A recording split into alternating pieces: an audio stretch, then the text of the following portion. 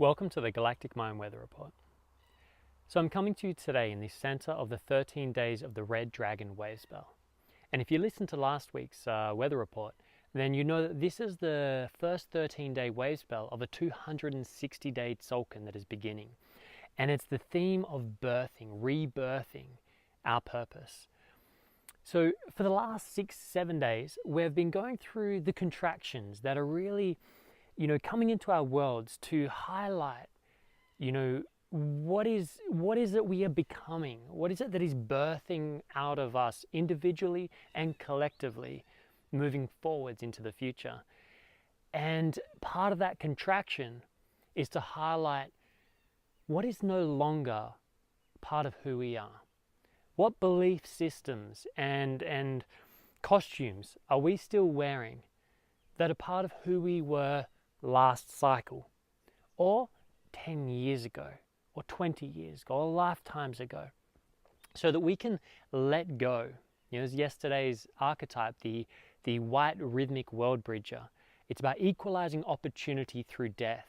If you want your new birthing aspect, whatever it is you're bringing into the world, if you want to be able to bring that forwards, the new, then you need to let go of the old. But we tend to accumulate these things. We weren't exactly taught this in our upbringing, so we tend to hold on to our luggage and our photos. It's so common. People hold on to all of their memories when it's all in here. It's all in our cellular memory. We don't need to carry everything with us. And often when we try to carry everything with us, it holds us back from crossing that threshold over into who we are becoming. So this red dragon is really encouraging a kind of, rebirthing process, a looking at who we are not anymore so that we can acknowledge the mystery of who we are becoming and make space for it.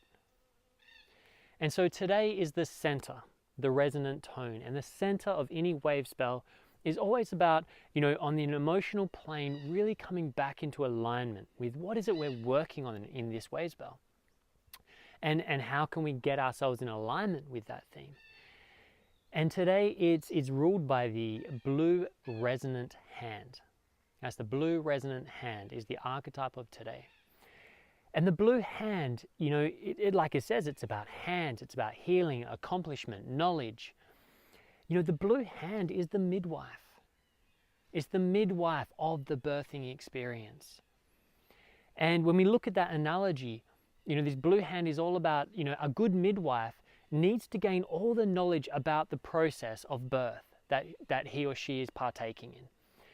And then they need to learn to be able to really be present with what's happening in the birth so that they can take action according to the relevant knowledge that's relevant to what's happening in the birth. So for example, just bear with me here, if the birth is going absolutely smooth, there's no hitches, the body's doing its thing, then the midwife's job really is just to hold space while the mother gives birth, and just simply to hold space and facilitate the birthing of this child. Now there are times when things are not like that. Maybe the mother had some kind of complications in the way that her womb is. There's deformities you can have. There's all kinds of complexities in the human system that we're dealing with. And a midwife needs to be able to recognize these and then to say, okay, I see what's happening here. There's resistance because there's actually a very real practical blockage in the way. And then the midwife adjusts the knowledge that she uses. So instead of using knowledge that was about how to have a natural birth without assistance, now she'll need to contemplate the situation using her knowledge to assess what is the better way now to take action. Maybe it is to go to a hospital to use some kind of medicinal use or something. I'm not going to go into that whole world. It's a tricky territory, the pharmaceutical world. A lot of the time, most of the time it can be natural, but there are times there are complexities.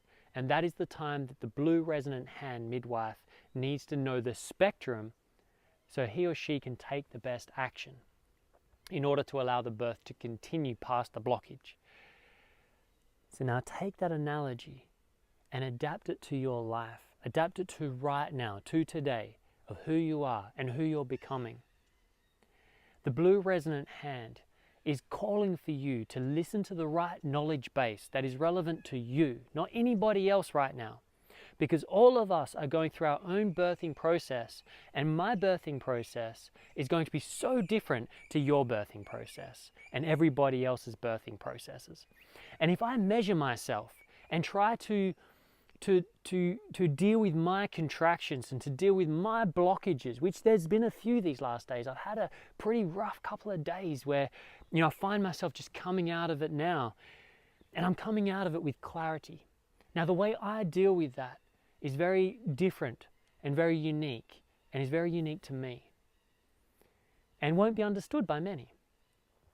And the way you are designed to deal with yours will be very unique. And so the blue resonant hand is encouraging you to look at your life, to look at where you are today, what issues and challenges have been arising for the last week, and consider them contractions, and have a look if possibly part of those resistances and challenges and sufferings have been a product of old belief systems, old costumes you might still be carrying of who you were, or might be old costumes and belief systems and knowledge that is relevant to people you share your environment with, your family, your childhood, or the society, etc. But they're not relevant to who you are now and who you are becoming. Because we are entering the wild. We are stepping into unknown territory. The whole world is in transformation. It's in mutation right now. Everywhere. Anyone that says, I know where this is going, I know how the next 12 months is going to look, is bonkers. It's not possible. Everything is changing so quickly, and when we hold on to things thinking we know where things are going, and then using knowledge from the past that worked for us back then to try and get through now, it's a recipe for disaster. It's a recipe for stress, anxiety, suffering, depression, hopelessness. Trust me, I felt them all these last few days. But when you come back to yourself and you give yourself permission to be you fully, and then look at what's going on, take note of what came up for you that is not part of your life anymore, then take action now. Research. Find out information if you have to. You have the World Wide Web. It is the entire planetary knowledge base. You need discernment when you go in there, though, of course. Be very selective as to what you pull out and use in your life. Your heart is the best guide there. But you have the world of information at your fingertips. Find what you want. What makes your heart sing? What makes you passionate? And do something about it. Take an action. Take an action to surrender the old. Whether that is a ceremony by writing on the paper what it is that just doesn't serve you anymore, belief systems you've identified, and then burn them in ceremony if that works for you. But it might also be to go out there and take actual action, conversation, connect with each other, with people that you may no longer resonate with, and just have closure. It might be to finish a job, to give notice, or even just to give notice in yourself that it's time to finish this job and start looking for something else. Whatever it is, start doing something. And you know what? It might be completely wrong. You might be charging in the wrong direction with whatever action you take.